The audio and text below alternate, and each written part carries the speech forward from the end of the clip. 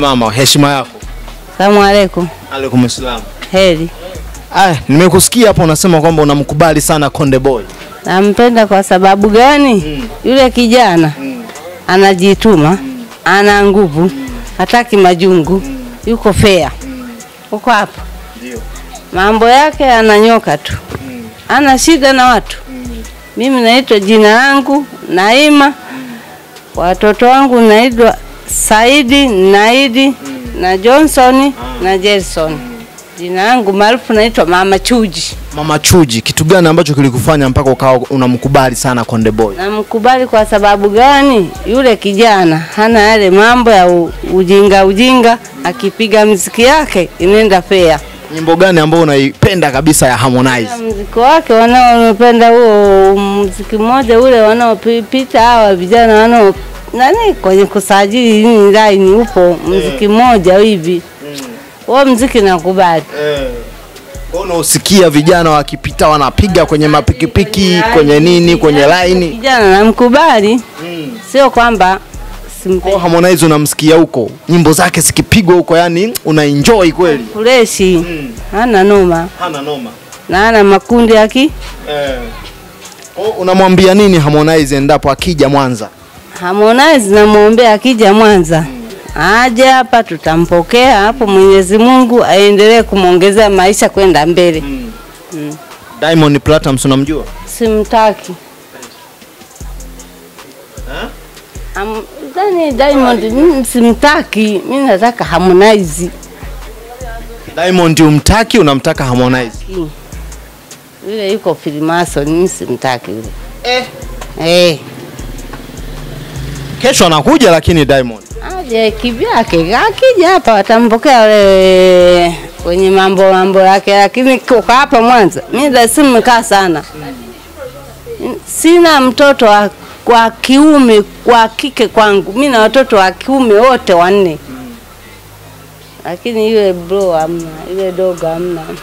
Nina mkubali Harmonize na yule kijana mmoja anaitwa nani? Mario. Alafu Alikiba. Kwa hiyo hao yani wewe yani kijiji kimoja. Kigoma huko. Wale nakubali lakini yule hamna. Sawa. Sasa kujipendekeza kwa mtu eti ana hela ni yake. Naangalia maisha ya mtu anapoenda. Ndio. Kumua yule demu si nani Zuchu, hiyo sio shida. Haina shida. Hayo ni maisha tu ndani ya utafutaji. Ndio. Hapa lakini sisi tunalenga, tunaangalia bwana msimamo wa huyu mtu uko wapi.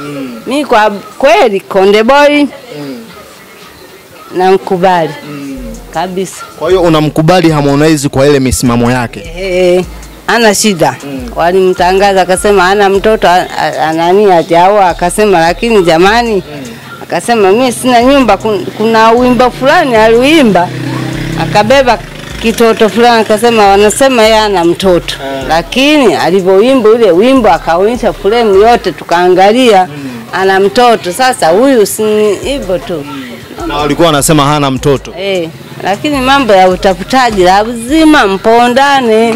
Lakini katika utafutaji kama wewe msikilizaji unaelewa kwamba huyu mtu ana hili.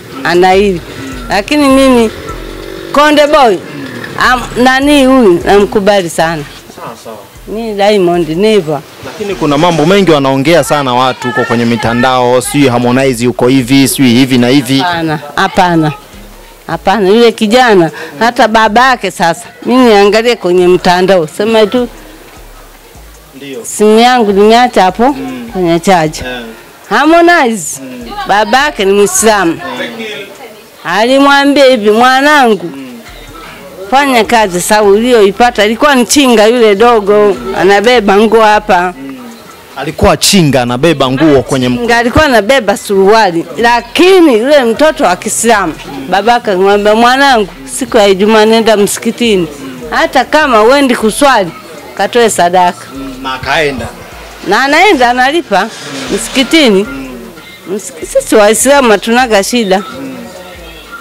Kutoa sadaka ni kawaida. Sio lazima. Sasa huyu mwehu wenu wewe mnaita Mondi kitu gani? Lakini watu wanasema Mondi ndo kamtoa Harmonize. Hajamtoa bado. Hajamtoa. Hata mtoaje? Na ukitaka muziki wako upendwe ni wanawake. Ni wanawake. Na wanawake sisi ndio tunaojua muziki, huu muziki unaendaje, unaendeleaje, nitakupenda.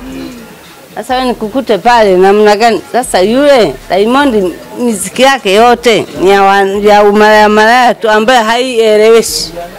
Kwa Harmonize mnachompendea ni kwamba ana muziki ambayo inaelewesha jamii. Inaelewesha jamii. Yaani hata kama muziki ukienda kuuchoma, jamani weke muziki mtaelewa.